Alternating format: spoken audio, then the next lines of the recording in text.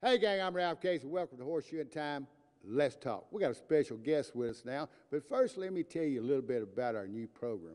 What we've got, gang, is new products that are coming out every day to help not only the farrier, but you, the horse owner. And we got some great stuff today. We've got a great guest on with us, and he's right here. Let's give him a big round of applause. Mr.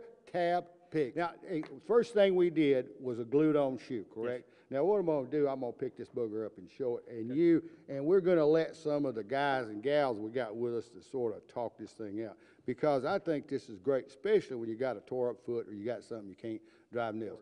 Let's show a clip of you putting one of these boogers on. Okay. Now, as we're looking here, first you had to dress your foot out, right? Correct. Okay, and then what was our next step? I get my shoe prep.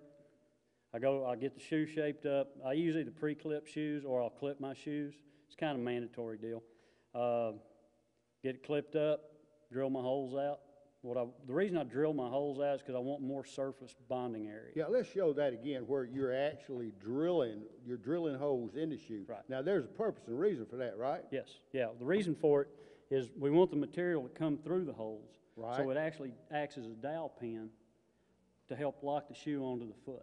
Right. So we've got the clips going this way. Now we've got these things coming through the shoe. So it actually helps pin the shoe to the foot. And another thing I noticed that when you did that, you got your shoe prep, you ground that booger, yes, and then you put this dryer on it to dry. What was the purpose of that? Well, the reason we grind the shoe is the gray area on the shoe is oxidation. The steel is not gray. That's oxidation from the forging process. So we want to get it down to bare metal. Now, we're talking about something here, Tab. You're talking about, this is a farrier's job to do something like, because there's quite a bit to it, right? Yeah. Now, we have some products here horse owners can use, but right now we're talking to them guys out there actually shoes horses. Correct. And so, but a guy that knows how to shoe, if you'll pay attention to what you're doing here, let's take another look at that. Okay. You prepped your foot, and then you dried your foot, or you went back and got your shoe. Now, go through this step by step. What I'll do is I'll go in and do my initial hoof prep, trim, flatten, level the foot out, and get everything the way it needs to be. Right. Then I'll go back to the forge, get my shoe built up, go to the drill press, drill my holes out. I'll just drill out one and number 4 nail hole.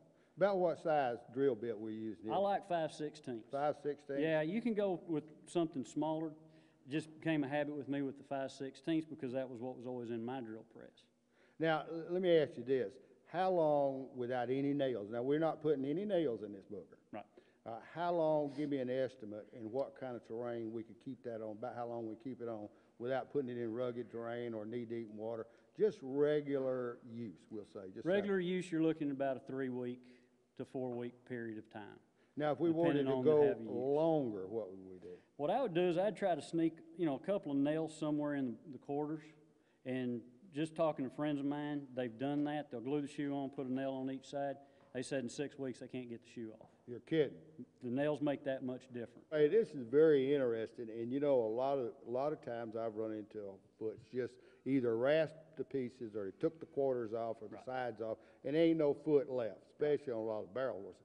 So this would be something good, temporary, to continue on until you get some foot growth. Until you get some foot to grow down, then you come back in 3 or 4 weeks, maybe pop the shoe off, trim the foot up, and hopefully by then you can nail one on. What we're going to do, I'm going to take a small break, but when I come back, I'm going to turn some of these guys and gals loose. I mean, they'll probably have some questions to ask. Yep. And so, gang, we're going to stop right here, hold them mules, pull them in, go by the refrigerator, pick yourself up a king size. You thought I was going to say something else. Coca-Cola. We'll be right back.